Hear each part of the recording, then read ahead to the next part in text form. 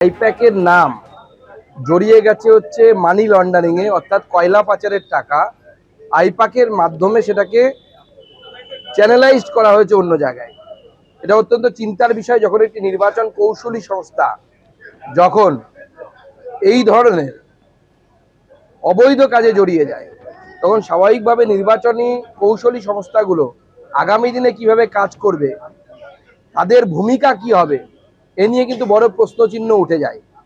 তৃণমূল কংগ্রেস এবং আইপ্যাক সমার্থক হয়ে গেছে, যেখানে নির্বাচনী কৌশলী সংস্থা সমস্ত রাজনৈতিক দলই আজকালকার দিনে ব্যবহার করে, এতে অসুবিধার কিছু নেই, কিন্তু সেটা পার্টির অংশ হতে পারে না।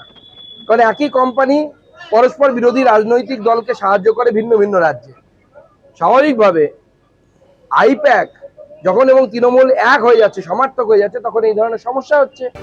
পশ্চিমবঙ্গ জয়ের ব্যাপারে নিজেকে আত্মবিশ্বাসী বলছেন অমিত শাহ, অথচ তার আচরণ হতাশাগ্রস্তের মতো। ভোটের মুখে ৩ জন আইপ্যাকের ডিরেক্টরকে তলব করা হয়েছে। প্রতিদিন রাজ্যে তৃণমূলের নেতাকর্মীদের বাড়িতে এনফোর্সমেন্ট ডিরেক্টরেট এবং আইটি তল্লাশি চালাচ্ছে। নরেন্দ্র মোদী এবং অমিত শাহ শীঘ্রই ক্ষমতাচ্যুত হবেন, তারাই আমাদের দেখিয়ে দিচ্ছেন ক্ষমতা না থাকলে তাদের সঙ্গে কি আচরণ করা উচিত। আইপ্যাকের ডিরেক্টর ঋষিরাজকে ইডির তলব প্রসঙ্গে এক্স হ্যান্ডেলে পোস্ট প্রাক্তন তৃণমূল সাংসদ সাকেত গোখলে।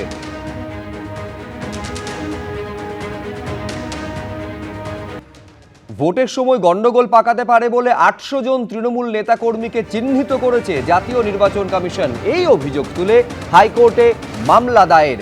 পুলিশের মাধ্যমে তৃণমূলের এই ৮০০ জন নেতাকর্মীকে চিহ্নিত করা হয়েছে বলে মামলাকারীর দাবি। এই নেতাকর্মীদের গ্রেফতারির আশঙ্কায় হাইকোর্টে মামলা।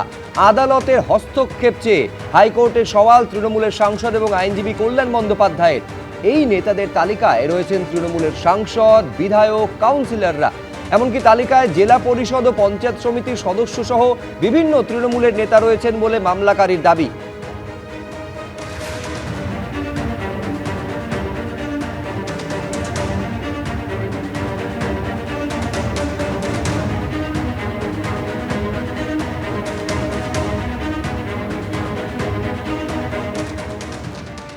প্রথম দফা নির্বাচনের আগে এক রাতেই ১৩৫ জন দাগি অপরাধী এবার পুলিশের জালে। প্রথম দফা ভোটের আগে ৪টি জেলা থেকে ১৩৫ জনকে গ্রেফতার করা হয়েছে বলে খবর কমিশন সূত্রে। এই ৪টি জেলা হলো কোচবিহার, মালদা, মুর্শিদাবাদ এবং দক্ষিণ ২৪ পরগনা। এই ৪ জেলা থেকে নজিরবিহীনভাবে এক রাতেই শতাধিক গ্রেফতারি। কোন কোন থানায় কারা দাগি, খোঁজ নিয়ে গ্রেফতার করার নির্দেশ দেওয়া হয় বলে খবর কমিশন সূত্রে। ভোটের আগে দাগি অপরাধীদের বিরুদ্ধে এর আগে কড়া পদক্ষেপ নেওয়ার নির্দেশ দিয়েছিল নির্বাচন কমিশন। বেলডাঙ্গা মামলা এবার কলকাতা হাইকোর্টে ডিভিশন বেঞ্চে এনআইএ। বিশেষ আদালতের নির্দেশকে চ্যালেঞ্জ করে বিচারপতি অরিজিৎ বন্দ্যোপাধ্যায় ডিভিশন বেঞ্চে এনআইএ। ১৫ জন অভিযুক্তের জামিনের সিদ্ধান্তকে চ্যালেঞ্জ করে হাইকোর্টে এনআইএ। মামলার শুনানি আগামীকাল।